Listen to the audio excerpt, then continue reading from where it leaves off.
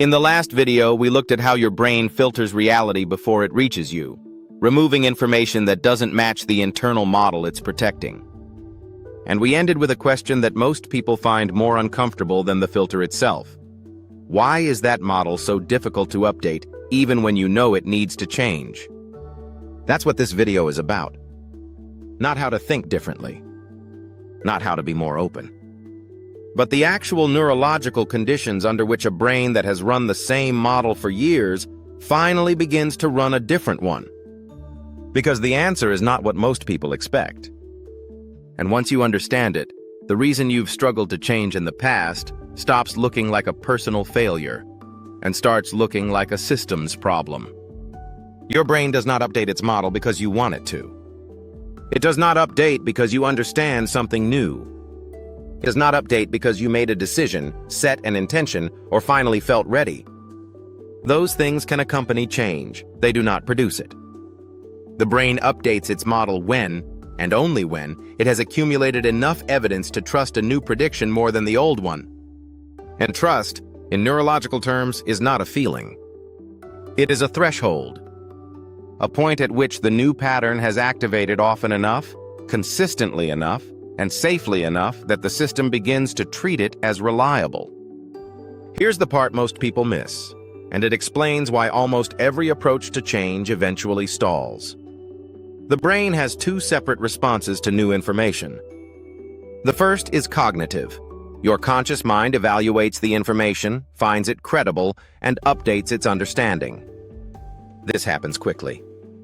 This is what occurs when you watch a video, read a book, or have a conversation that shifts your perspective. You feel something move. You think, I see it differently now. The second response is predictive. The deeper system that runs your perceptual filter, your emotional reactions, and your automatic behavior evaluates whether the new information is safe enough to incorporate into the model it uses to generate predictions. This happens slowly. This is what determines whether the shift you felt actually changes how you live. Most personal development targets the first response and ignores the second. Which is why insight accumulates without producing lasting change. The conscious mind has updated. The predictive system has not. And the predictive system is the one running your life. This is where the brain does something that looks irrational but is actually precise. When new information threatens the existing model, even positively, the brain registers it as a source of prediction error. Prediction error is not neutral. It activates the same threat monitoring systems that respond to physical danger. Not with the same intensity, but with the same basic signal. Something here is uncertain. Uncertainty is costly. Reduce it. The fastest way to reduce prediction error is to reject the new information and return to the existing model. Which is exactly what the brain does. Automatically, preconsciously, before your conscious mind has any opportunity to evaluate the choice. You experience it as doubt, as sudden fatigue, as the quiet sense that this probably won't work. But the brain isn't evaluating your future. It's minimizing uncertainty in the present. Your brain doesn't resist change because it prefers your limitations. It resists change because your limitations are familiar, and familiar is the closest thing the nervous system has to safe. If you only remember one thing from this video, make it this. The brain updates identity the same way it built identity in the first place, through repetition that doesn't produce catastrophic outcome. Not through intensity. Not through insight. Through consistent low-threat exposure to a slightly different version of what's possible. Each repetition that doesn't collapse into disaster teaches the predictive system, this is survivable. Each one that produces even a small positive signal teaches it, this is worth predicting from. This is why dramatic transformation rarely sticks. A sudden leap to a radically different version of yourself creates enormous prediction error.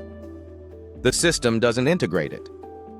It treats it as an anomaly and corrects back toward the familiar baseline.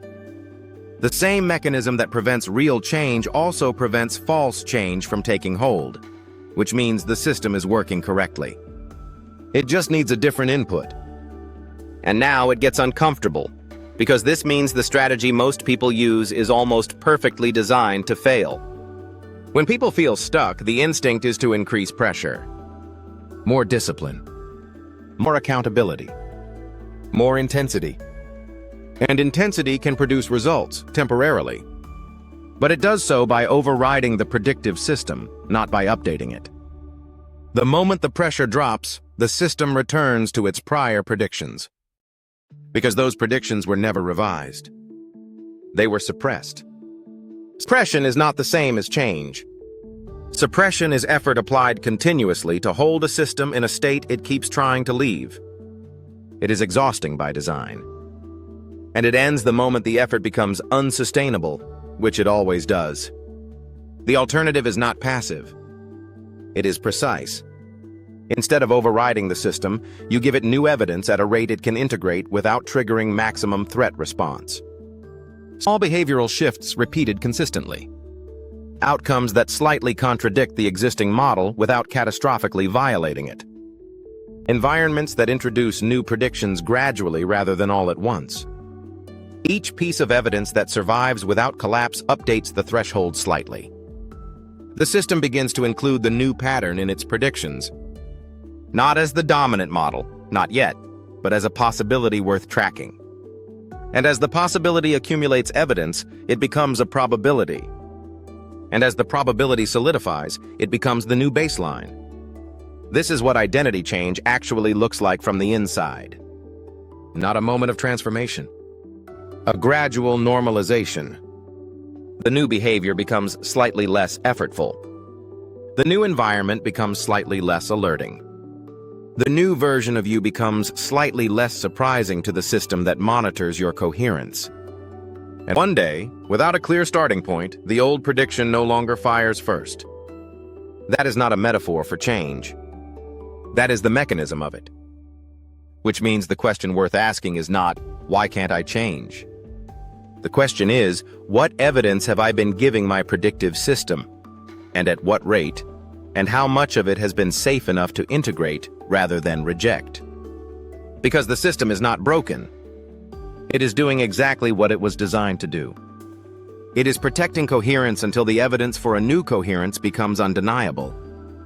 Your only job is to make that evidence consistent enough and safe enough that the brain eventually has no choice but to update. If this reframed what you thought change was supposed to feel like the video so this kind of mechanism-based content reaches more people. Subscribe if you want to keep exploring how identity, perception, and the brain interact beneath the surface of conscious thought. And share it with someone who has been mistaking a systems problem for a character flaw. And if this is the kind of mechanism you want to keep understanding, subscribe. Every video on this channel goes one layer deeper into how your brain constructs the life you're living.